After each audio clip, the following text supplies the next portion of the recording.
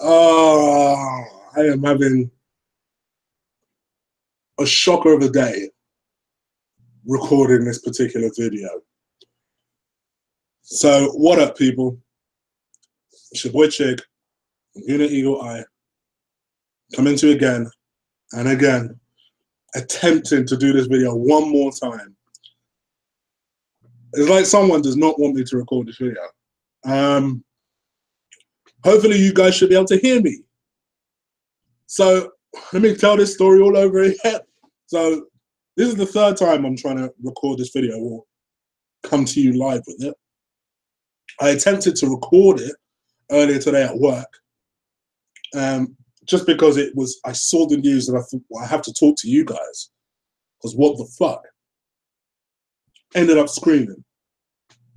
Boss came by, was like, what the fuck? What has happened? And I kind of had to just slink out of there. I thought, all right, I'll wait until I get home, compose myself, or I thought I was composed, until I started getting angry again. Spent 15 fucking minutes rabbiting on, only to realize that this motherfucker was still plugged in and you guys could barely hear me.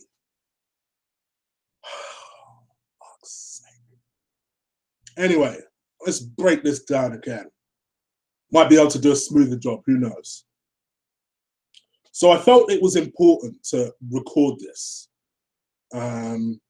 Mainly because I recorded a video about Alex Oxlade-Chamberlain last week, where a story came out in the papers about the fact that he wanted £150,000 a week.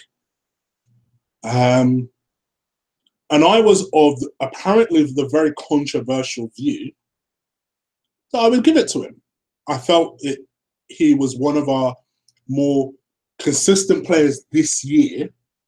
I felt like he's the type of player that we should be building the team around at Arsenal. And if £150,000 is what he wants, give it to him. Theo Walcott is on £140,000 a week. He's more of a key player than Theo Walcott in my eyes, and in a lot of people's eyes who watched this video. But you would never have thought that. A lot of people agreed, but a lot of people were like, what? And like people that I like, people that I like and I watch their own stuff, you're like, why would you give Ox 150,000? It's 2017. You know, this is the wages now. Fucking Neymar is on £500,000 a week after tax. Like, come on. Let's just be realistic. We are way past the days where, you know, our ceiling was £100,000 and that's it. That's the bullshit problems that Tottenham have. And that's why you got people like Danny Rose coming out bitching. But you would never thought that. People were acting like I shot some sort of puppy. And I'm like, give him the damn money. And then yesterday I read a story that Arsenal were planning some sort of last-minute talks with Alex Oxlade-Chamberlain. Now, to me, when that happens, it's always a bad sign. The next bad sign that I realized was when Wenger came out on his press conference yesterday, and everyone was so kind of bamboozled by the Mustafi thing, which, don't get it twisted, that's the shocking part of the press conference too. But the thing that people missed out of that press conference is when he said about Alex Oxlade-Chamberlain, you know, he owes it to Arsenal. Now, to me, that type of language tells me you don't say that unless a player if a player wants to stay, you don't say that type of thing. So that to me told me what I needed to know, that, you know, Ox is going to go. And I've been telling you guys that all summer. I've been telling you guys, I've been sat here and I've said to you that I believe that out of the two, out of Alexis and Ox is the one that's more likely to go. That he doesn't look like a player who's happy at the moment. And in a lot of ways, who the fuck can blame him? The man's playing like left wing back. Honestly, Wenger would play him in goal if he thought he could do it. Left wing back, left wing. All he wants to do is play in the damn middle, centrally. That's all he wants to do. Because earlier in the season, Southampton away, one of our more difficult ties, for us anyway, he absolutely killed it in that game. One of the best games I've ever seen Ox play. And that was in the middle. Our problem area, by the way. He killed it, ran the show.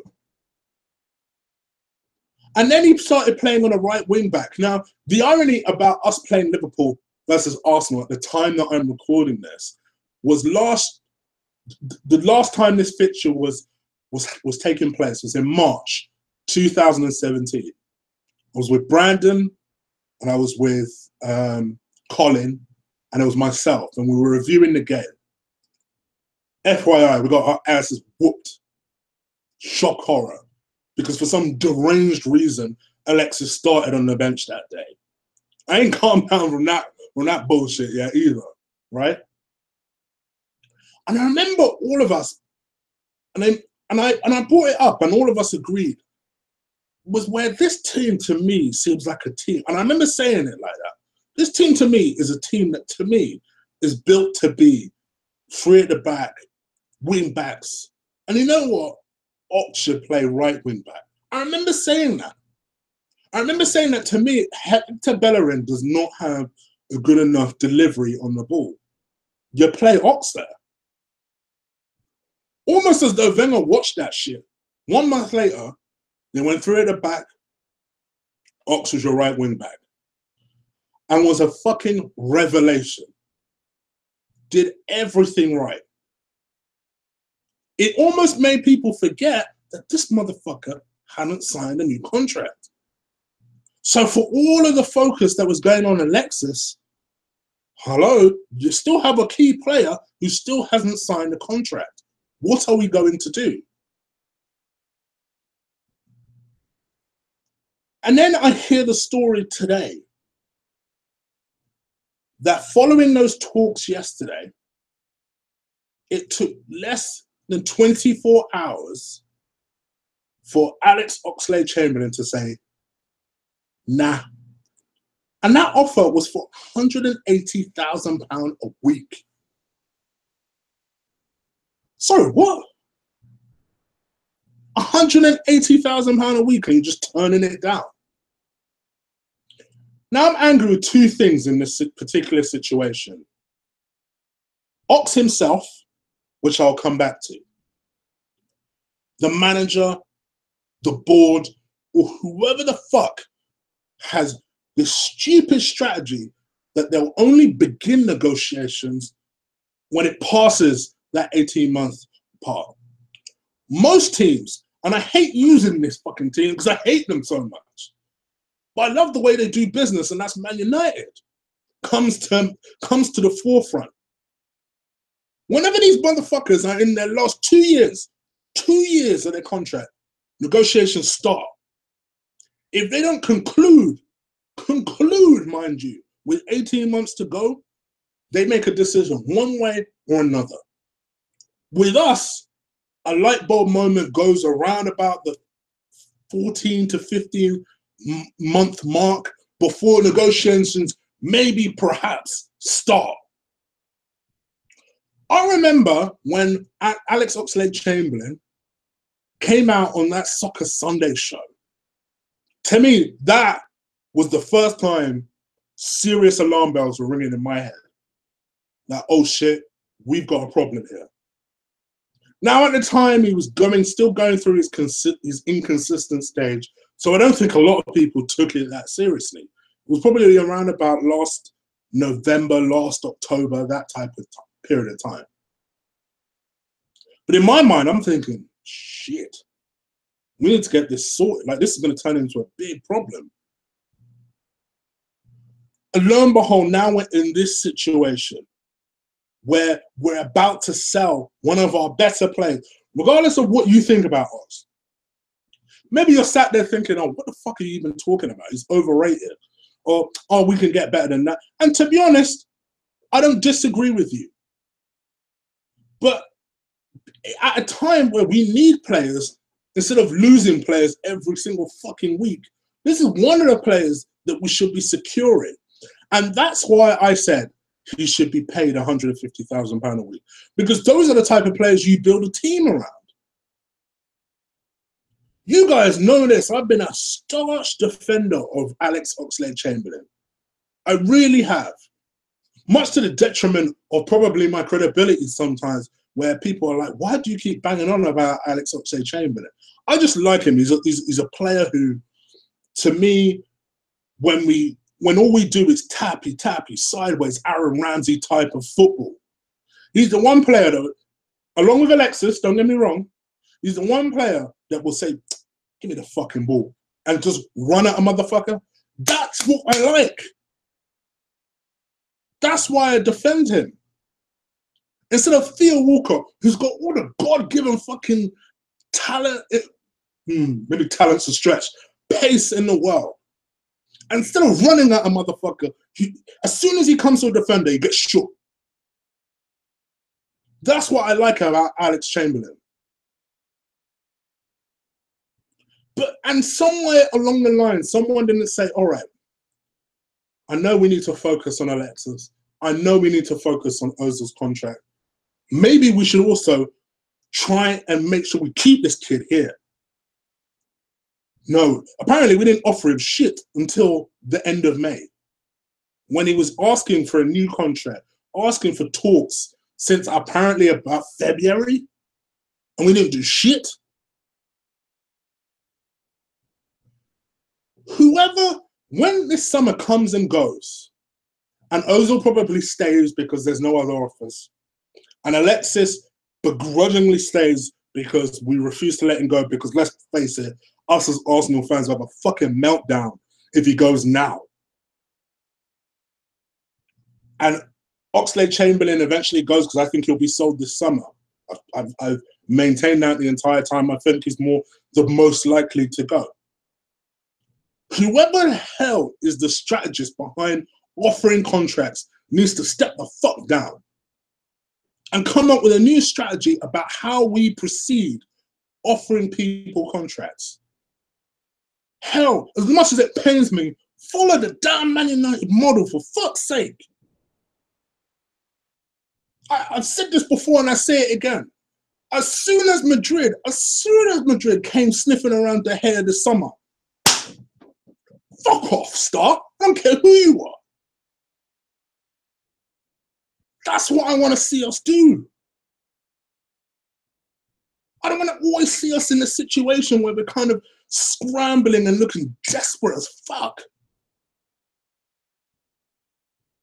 And that's for Alex Oxlade-Chamberlain. Listen, I'm a defender of yours, but 180,000 and you're going to turn it down? Who the fuck do you think you are, Star? Who do you think you are, bruv? Listen, I think you're a player with a lot of talent. Hell, I like you a lot, and I want you to stay. But if you're that enamored with the likes of Chelsea and Liverpool, then fuck off. You got my permission to fuck off. Go, bounce. We got a youngster who's potentially better than you anyway.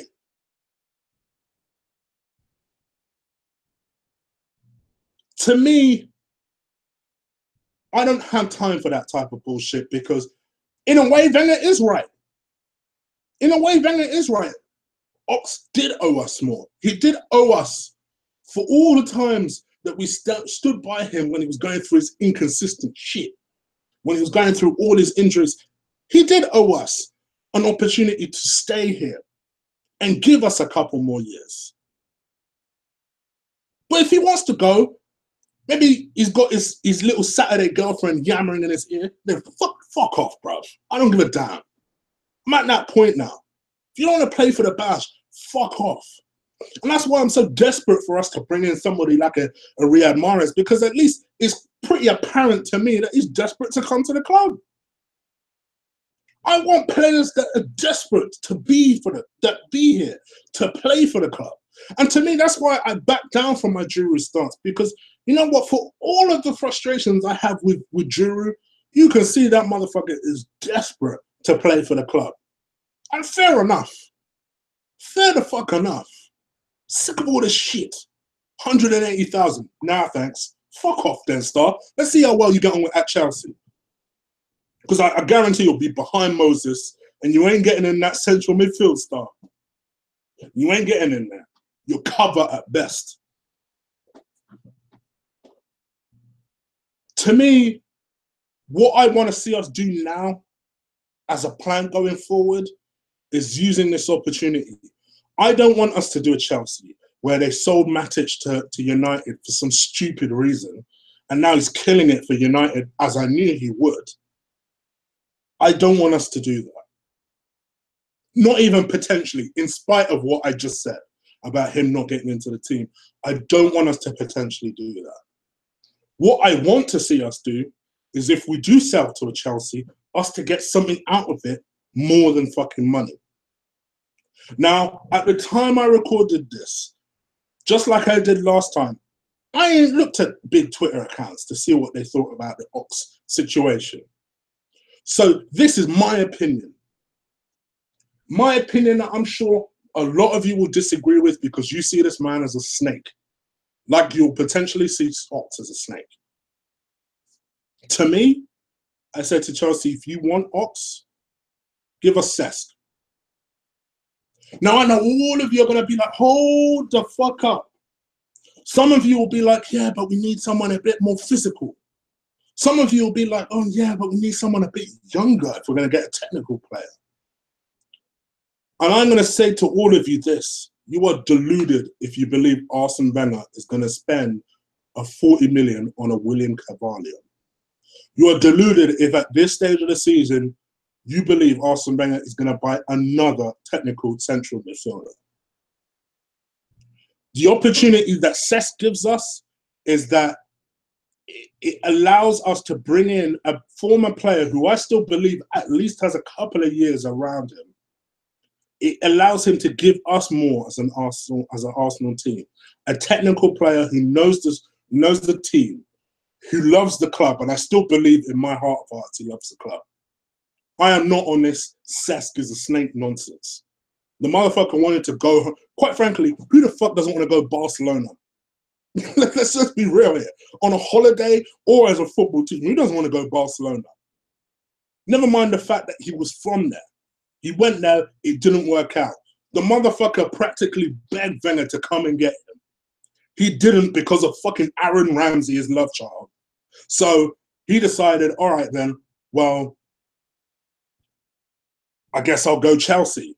Now, yeah, he did look foolish, because he also once said he would never play for a Jose Mourinho.